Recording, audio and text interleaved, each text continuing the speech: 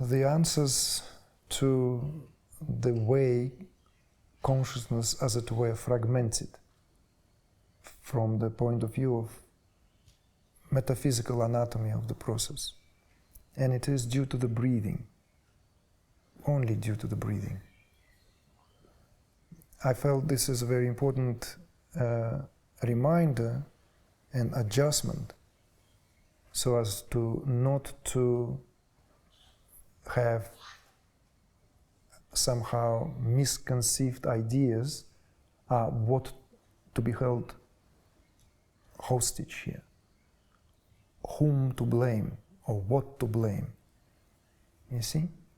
Particularly when it comes to the discourses where the mind or the ego are being held responsible for the fragmentation of consciousness. Neither the mind nor ego here have anything to do with it. It's all due to the mechanics of breathing.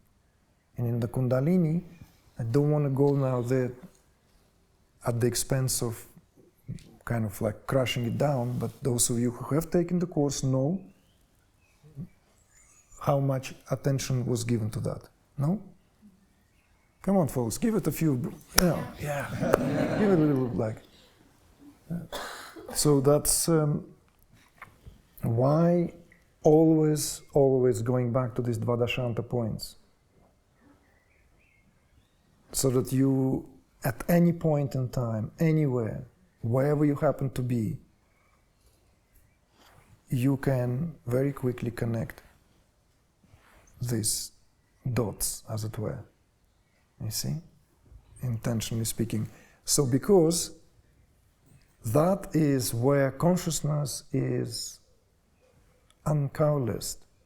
So therefore Dvadashantas really is a technical term.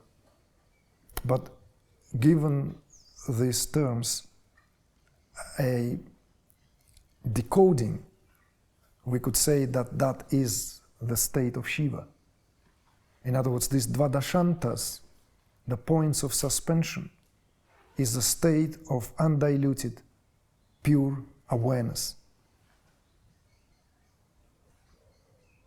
And the so-called enlightened experience is when we are so anchored in that every movement between is perceived for what it is, whilst at the same time it is not perceived at all as a movement, because awareness is already anchored in itself. It's already fully fallen back onto itself.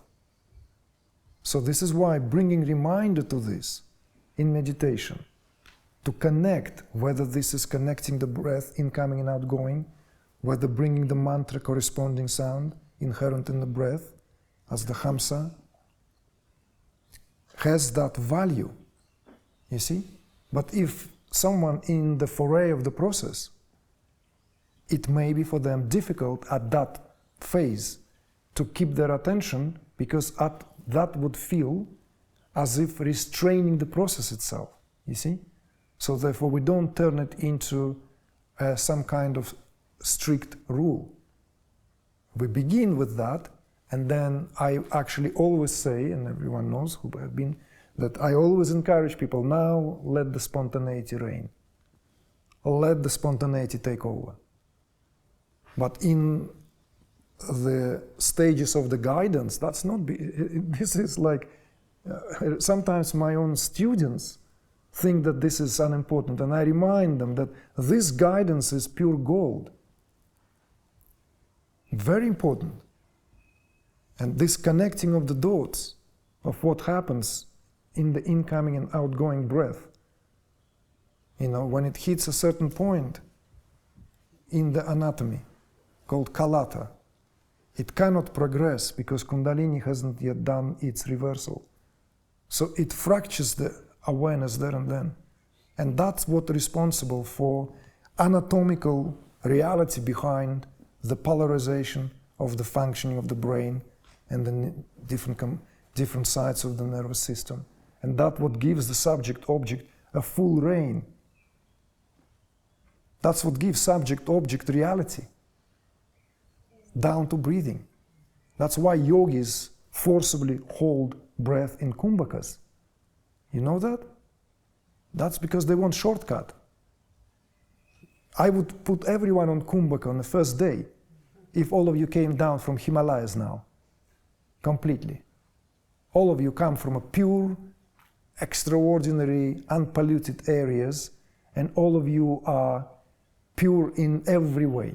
Nothing in your meta-constitution would backfire. Of course, then hold the breath, that's it. Hold the breath, hold the breath. Nothing else is needed. But we cannot do this today. Our world is polluted at a subtle level. Polluted. Even yogis in India cannot do this in valleys anymore. Cannot. Very dangerous. So pranayama, science of pranayama, is on the verge, I would say, as a cultural phenomenon, where it has to be practiced with the disclaimer. So therefore, don't worry, you don't need to constantly pay attention on the internal and the external point of suspension.